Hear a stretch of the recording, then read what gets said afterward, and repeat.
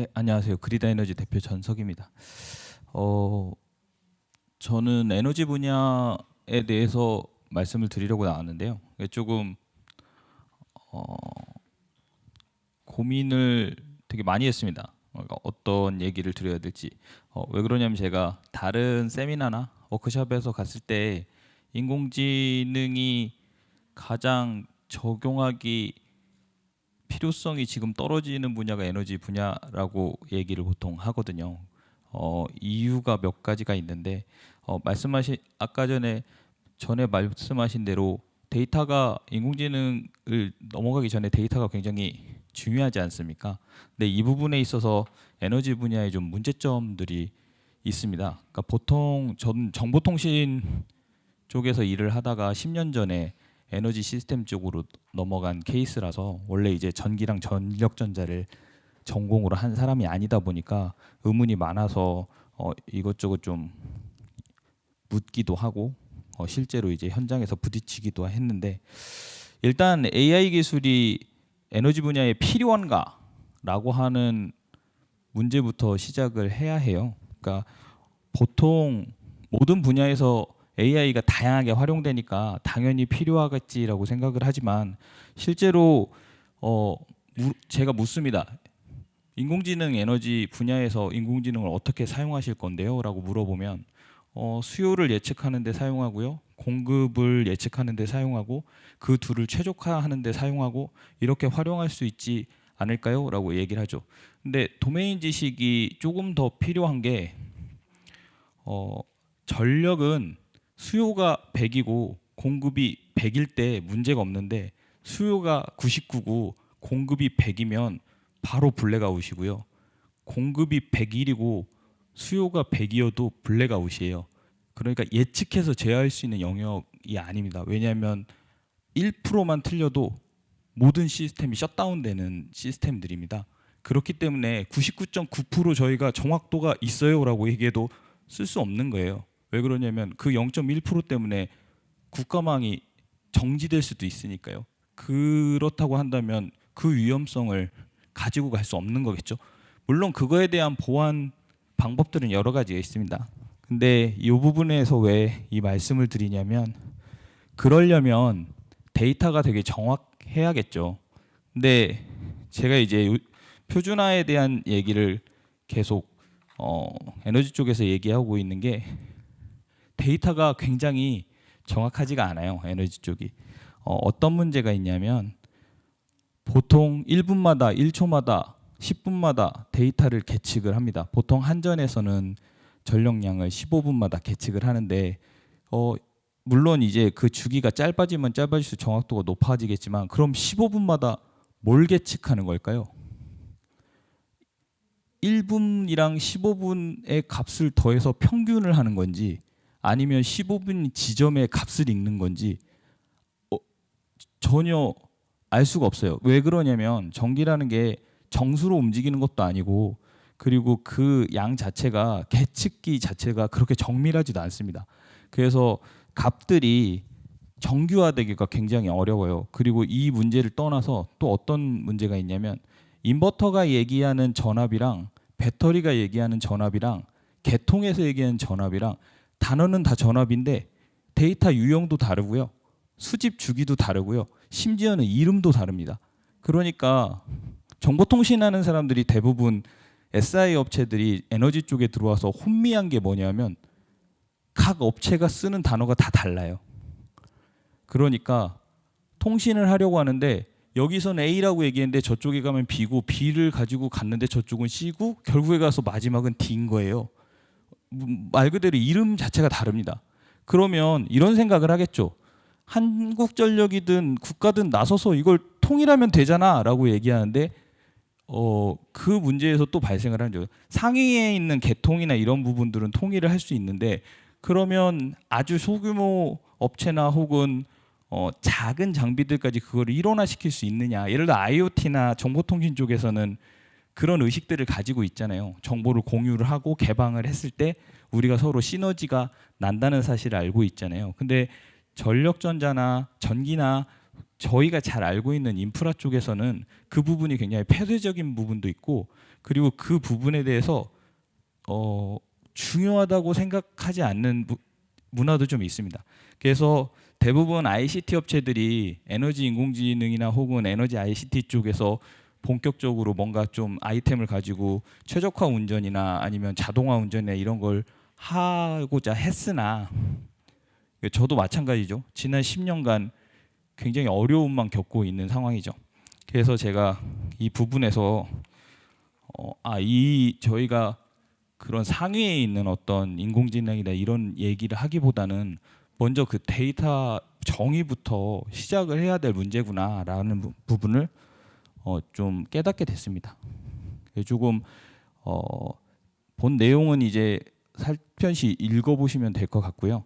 발표 내용을 조금, 그러니까 제가 언어로 설명을 드리게 된 이유가, 그러면 왜 자꾸 에너지 쪽에서 인공지능을 도입하려고 하는가라고 하는 부분은, 사실 지금까지 있는 에너지 체계에서는 사실 지금도 말씀드리지만 인공지능이 활약할 만한 여지가 없습니다. 왜 그러냐면 국가 인프라를 그러니까 인공지능이 아무리 정밀해진다 해도 책임 여부도 있고, 그러니까 예를 들어서 어떤 부분이냐면, 인프라를 한국전력이 예를 들어서 비용이나 어떤 그런 측면에서 99%를 구축을 한 상황에서 1% 정도 되는 비중의 IT 기업이 들어와서 그 망을 운영 제어했을 때 책임을 1%가 99%를 다 져야 되는 상황이기 때문에 어떤 회사도 들어가서 그걸 하려고 하지 않을 거예요. 왜 그러냐면, 소위 얘기하면 이럽니다. 1조 중에 100억 받고 1조짜리 책임져라라고 하는 사업인데, 그거를 아무리 내가 미래의 비전이 있다고 해도 그거를 감당하면서 LCT 기업이 들어오진 않겠죠. 그러니까 이 문제가 현업에서도 굉장히 많이 발생합니다. 실제로 발전소나 혹은 마이크로그리드 구축 공사를 하면 ICT 영역, 그러니까 소위 얘기해서 EMS나 제어부의 영역은 예산이 5% 이내입니다. 그런데 모든 책임을 다 가져가게 돼 있어요. 그러다 보니까 제어를 하지 않으려고 하죠. 그래서 여전히 버튼을 돌리고 있어요. 그러니까 이게 물론 쉽지 않은 문제죠. 기술이 없어서도 아니고, 근데 이 산업 구조가 바뀌지 않는 이상은 이게 쉽지 않은 거죠. 이런 문제들이 있어서 저희가 이 문제를 어떻게 해결할 수 있을까, 뭐 10년째 고민 중에 있습니다.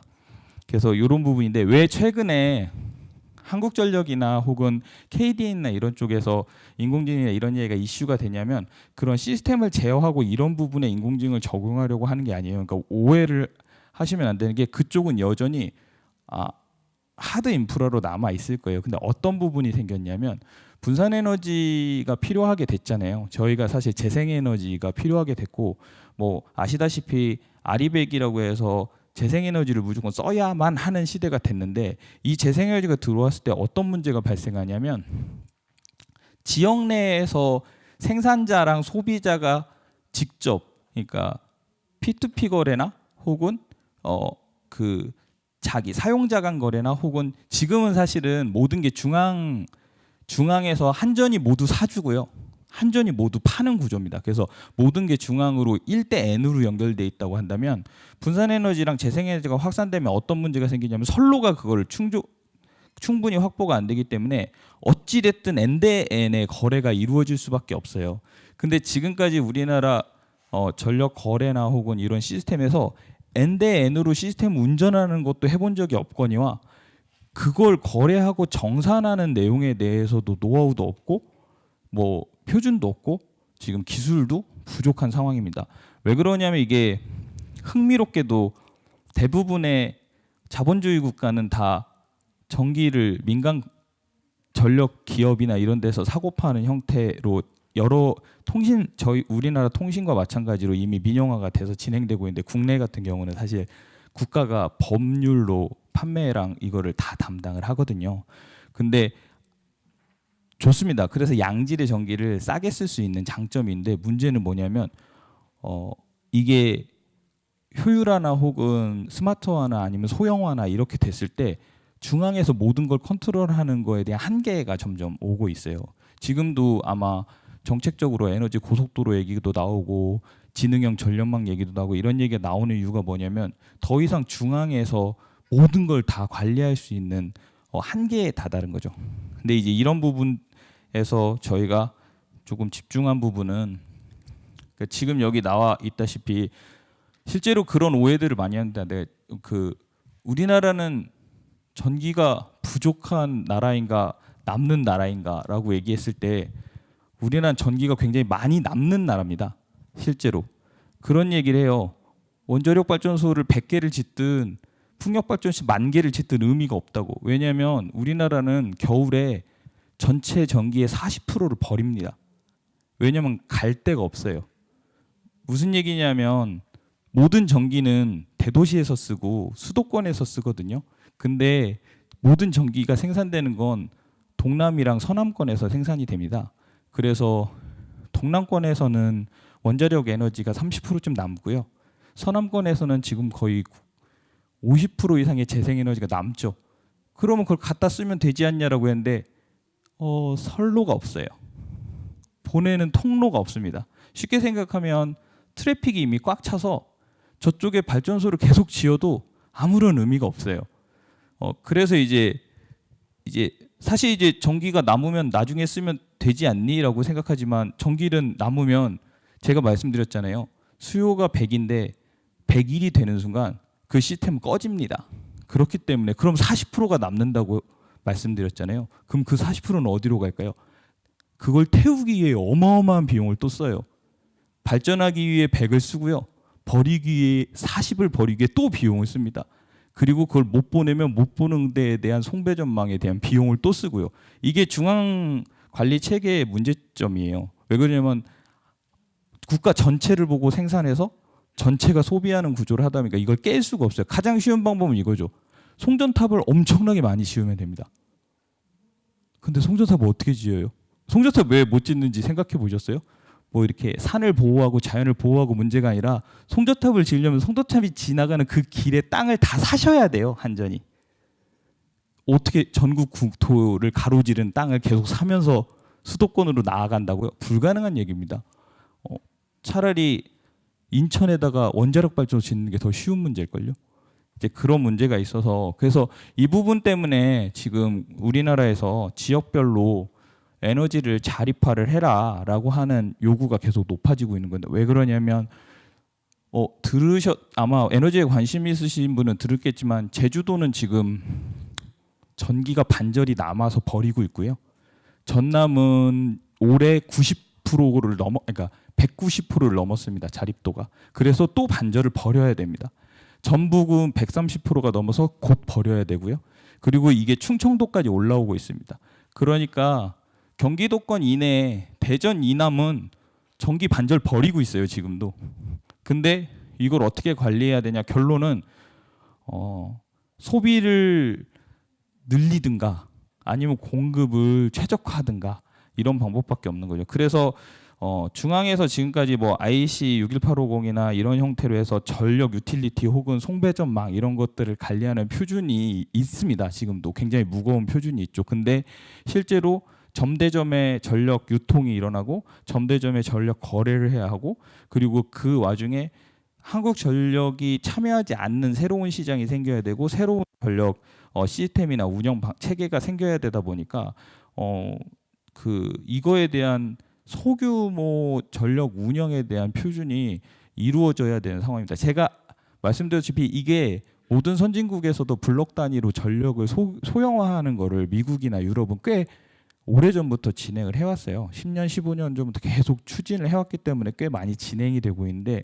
국내에서는 사실 한국전력한테 모든 역할이 몰빵돼 있다 보니까 아무도 이런 연구나 이런 내용들을 그렇게까지 진두지하지 않았던 거죠. 그래서 그 사회적 비용에 대해서 아마 작년부터 올해까지 막대하게 이제 들어가기 시작할 겁니다. 그래서 분산에너지 특별법이나 이런 법률들이 새로 생기고 있고 이 문제 어떻게 해결할 거냐.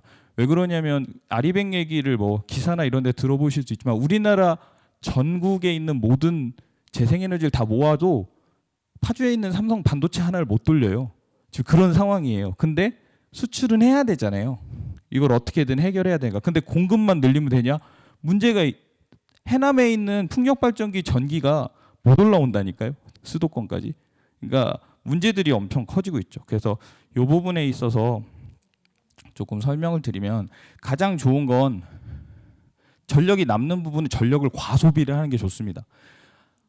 들어보셨는지 모르겠지만 플러스 DR이라고 전기를 쓰면 돈을 주는 시간도 있어요. 심지어 제주도나 이런 데는 그런 사업이 진행 중에 있습니다. 왜 그러냐면 안 그러면 태우는데 어마어마한 비용을 들여야 되니까 차라리 더 쓰세요.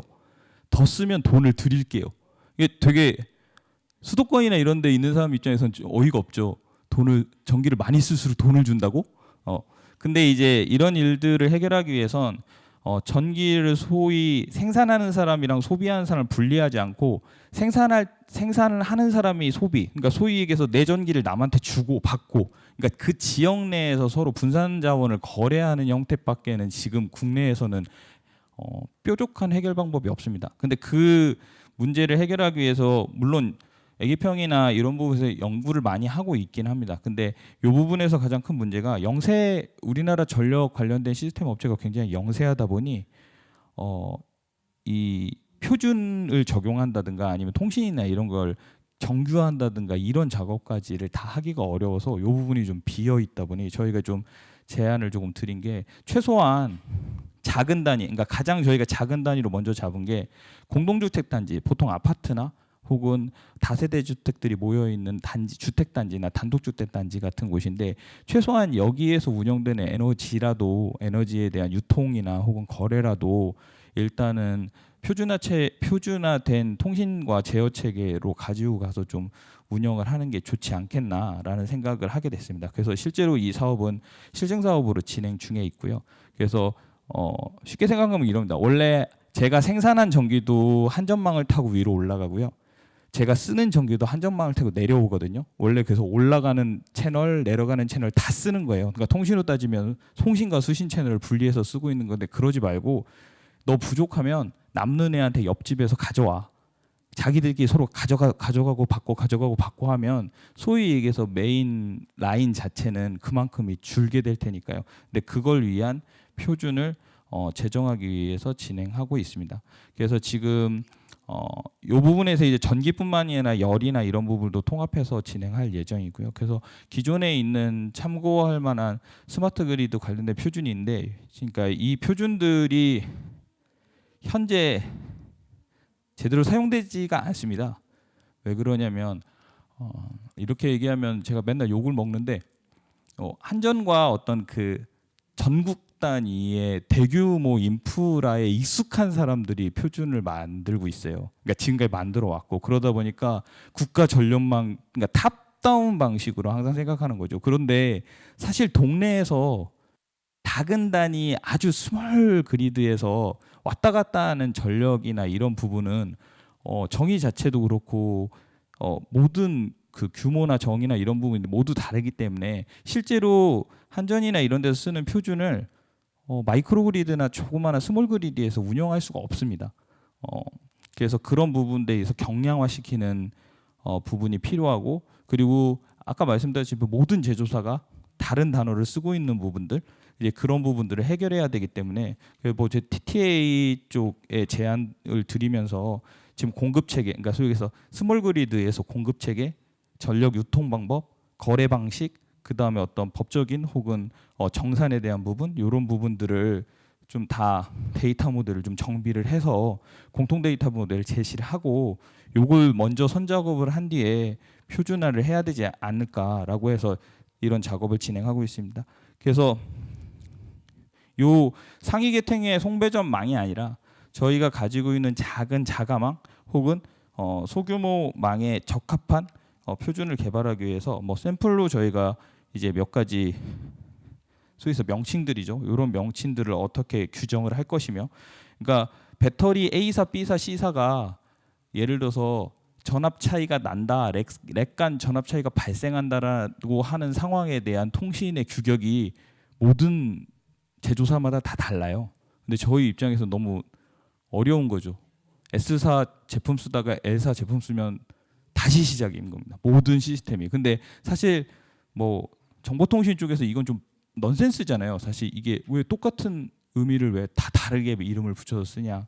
근데 이제 이런 부분들이 좀 보이지 않는 좀 허들들이 있다라고 말씀을 좀 드리고, 그래서 이런 부분들을 지금 이제 개념적으로 실제로 어떤 그러니까 프로그램으로 따졌을 때 어떤 하이라키부터 해가지고 모든 프로토콜이 통신할 수 있는 프로토콜이나 표준이나 이런 것들은 좀 일원화시켜서 왜 저희가 이런 아이를 5년 동안 진행을 하게 됐냐면 항상 장비가 바뀌거나 혹은 장비를 추가하거나 아니면 뭐 고장이 나거나 이러면 소프트웨어 기업은 새로 투입이에요 항상. 이제 그 일이 10년째 계속 반복되고 있습니다. 그래서 그러다 보니 이런 지능화 운전이나 혹은 스마트 그리드나 스몰 그리드에 좀 특화될 수 있는 프로토콜과 그리고 그거에 대한 데이터 모듈과 그거에 대한 표준 어떤 이런 것들이 조금 정의가 좀 되어야겠다라고 해서 조금 광주 전남 지역이랑 이쪽에 실증 사이트들이 많이 있습니다. 실제로 신재생 에너지나 분산 에너지 그래서 그런 부분들에 그 지역별로 작은 그리드들만 작은 단위부터 천천히 이제 좀 표준화를 적응해 나간다면 추후엔 이제 분산 에너지가 조금 더 늘어나고 이 문제를 해결하려고 적극적으로 나설 때 도움이 될 것이라고 생각합니다. 네, 발표는 여기까지 하겠습니다. 감사드립니다.